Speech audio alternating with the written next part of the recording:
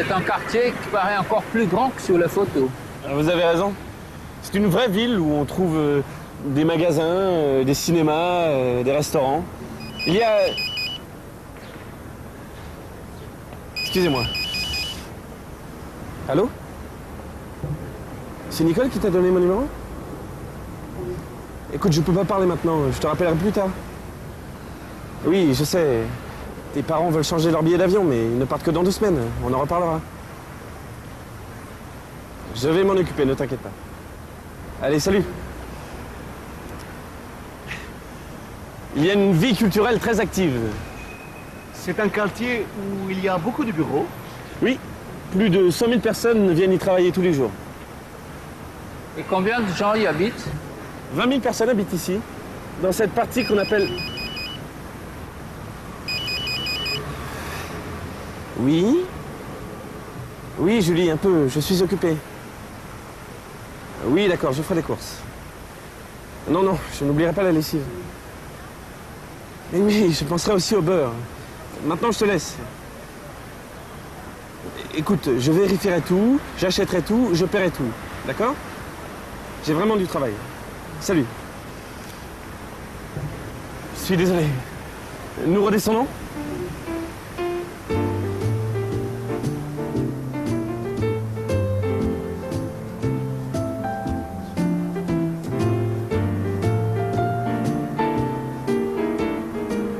Ce n'est pas trop dur pour les personnes qui vivent au milieu de cette tour de verre?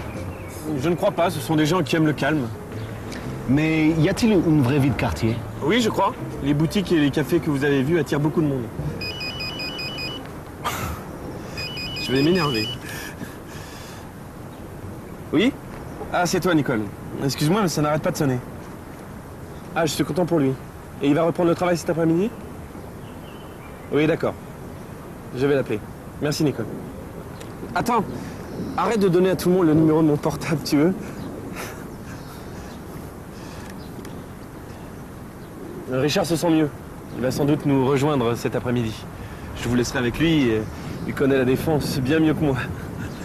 Mais nous sommes très contents d'être avec vous, monsieur Royer. Est-ce que nous allons visiter les centres commerciaux des 4 temps? Oui, nous y allons maintenant si vous voulez. On pourra même y manger. En chemin, je vais téléphoner à Richard et nous prendrons rendez-vous avec lui. Qu'est-ce qui se passe? La batterie est déjà déchargée?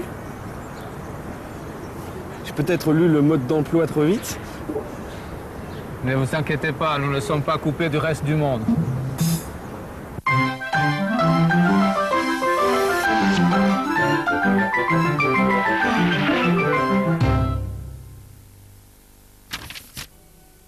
Bonjour.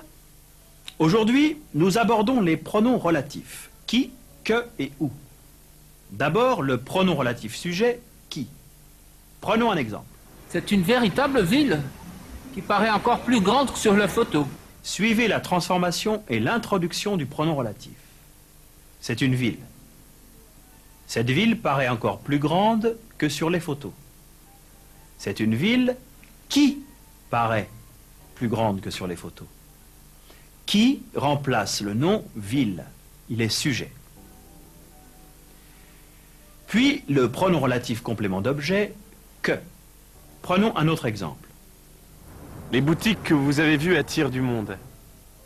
Les boutiques attirent du monde. Vous avez vu les boutiques. Les boutiques est le complément d'objet direct de vous avez vu. Les boutiques que vous avez vues attirent du monde. Attention, que remplace les boutiques féminin pluriel. Quand le complément d'objet direct se place avant l'auxiliaire avoir, il y a accord entre le participe passé et le complément d'objet direct. Les boutiques que vous avez vues. Notre troisième relatif est où, qui remplace un complément de lieu. Écoutons et regardons l'exemple. C'est une vraie ville où on trouve des magasins, des cinémas, des restaurants. C'est une ville. Dans cette ville, on trouve des magasins. C'est une ville où on trouve des magasins. Attention, le mot « que » peut avoir plusieurs fonctions grammaticales différentes. Ne confondez pas le pronom relatif que, les gens que vous connaissez, la conjonction que, il est plus grand que moi, je crois que tu aimeras, le pronom interrogatif que fais-tu, et l'adverbe exclamatif que c'est beau, que c'est sympa, la grammaire. Au revoir.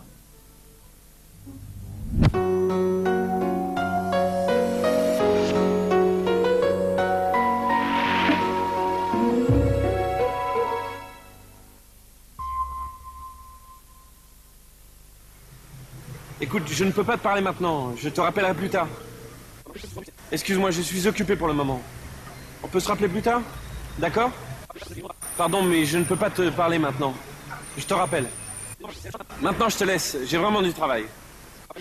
Excuse-moi, je peux pas continuer à te parler. J'ai un autre appel. On arrête. Je n'ai pas le temps de te parler maintenant. À bientôt.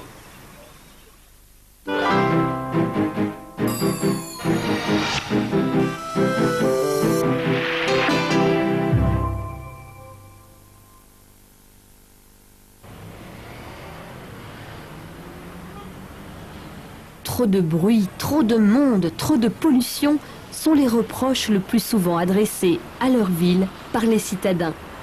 Pourtant, les municipalités essaient d'offrir des réponses aux problèmes posés, comme à Issy-les-Moulineaux, où des zones piétonnes sont aménagées pour offrir aux habitants des espaces de calme et de sécurité.